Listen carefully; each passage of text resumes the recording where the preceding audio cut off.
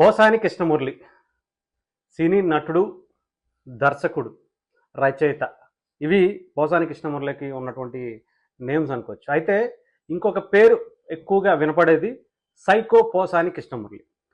ఆ పేరుకు తగ్గట్టుగానే ఆయన గతంలో ముఖ్యంగా చెప్పాలంటే వైఎస్ఆర్సీపీ గవర్నమెంట్లో జగన్మోహన్ రెడ్డి గారి అండదండలు చూసుకుని ఆయన మీద ఎవరైనా సరే పాలసీస్ ప్రకారం ఆయన చేస్తున్నటువంటి తప్పులను ఎత్తి చూపిస్తే వాళ్ళ వ్యక్తిగత జీవితాల మీద చెప్పాలంటే వాళ్ళ కుటుంబ సభ్యుల మీద విచక్షణారహితంగా నోట్లోంచి మాట్లాడకూడనటువంటి మాటలన్నీ కూడా మాట్లాడి జగన్మోహన్ రెడ్డి గారి మెప్పు పొందడం కోసం ఆయన చేసినటువంటి ప్రయత్నాలు మనం అందరం చూసాం. అయితే పోసాని కృష్ణమురళి గారి మీద ఇప్పటికే చాలాసార్లు అటు ఆంధ్ర తెలంగాణలో కూడా కేసులు నమోదైనాయి.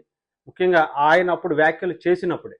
తర్వాత ఆ ప్రభుత్వం వాళ్ళకి మద్దతుగా ఆయనకి మద్దతుగా ఉంది కాబట్టి పట్టించుకోలేదు. ఇప్పుడు ఎన్డీఏ కూటమి అధికారంలోకి వచ్చిన తర్వాత ఇప్పటికే చాలా లేట్ అయిపోయింది. దాదాపు 9 నెలలు అయినా కూడా ఈ పోసాని కృష్ణమురళి గారి మీద ఎటువంటి చర్యలు కూడా తీసుకోవడం జరగల. అయితే రీసెంట్గా మళ్ళీ ఆయన అధికారంలోకి వచ్చాడు. చెప్పాలంటే అధికారంలోకి వచ్చిన తర్వాత మళ్ళీ ఆయన నేను రాజకీయాలకు దూరంగా ఉంటున్నానని చెప్పి ప్రయత్నం చేశారు. మీడియా ముందుకు వచ్చి నేను ఇంకా ఏ పార్టీని తిట్టను, ఏమీ అనను అంటూనే కొన్ని చంద్రబాబు నాయుడు గారినో ఇంకొకరినో ఏదో ఒక మాటలు మాత్రం అనేసి వెళ్ళిపోయారు. రాజకీయాలకు కంప్లీట్గా దూరంగా ఉంటున్నానని. అయితే నిన్న ఆయన్ని అరెస్ట్ చేశారు.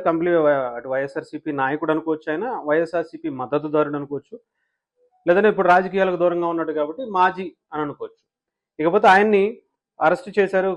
ఏపీకి సంబంధించినటువంటి పలు కేసుల్లో ఆయన నిందితుడిగా ఉన్నారు.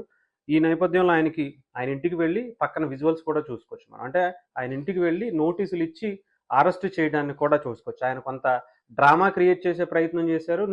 నేను రాను, నేను ఉండను, నేను ఏం చేసుకుంటారో చేసుకోండి అని చెప్పే ప్రయత్నం చేశారు. కాకపోతే కంప్లీట్గా వీడియో ఎవిడెన్స్ రూపంలో వాళ్ళు కూడా అంతా రెడీగా పెట్టుకోవడం, మీరు వస్తారా లేదంటే మమ్మల్ని తీసుకువెళ్ళమంటారు, మీరు ఎలా ఉంటే అలాగే తీసుకువెళ్లాల్సి ఉంటుంది, డెఫినెట్గా మీరు మాకు సహకరించాలి అని చెప్పేసి చెప్పడం జరిగింది. రాయదుర్గం పోలీస్ స్టేషన్ పరిధిలో ఉన్నటువంటి మై హోమ్ బోజా అపార్ట్మెంట్లో ఉన్న అతడిని అదుపులోకి తీసుకున్నారు. అనంతరం ఏపీకి తరలిస్తున్నట్టుగా చెప్పారు. చంద్రబాబు, పవన్ కళ్యాణ్, లోకేష్ మీద అనుచిత వ్యాఖ్యలు చేసినటువంటి పోసానిపై పలు చోట్ల కేసులు నమోదయ్యాయని చెప్పి సిఐడికి సంబంధించినటువంటి వాళ్ళు వచ్చి తీసుకెళ్ళినట్టుగా తెలుస్తోంది.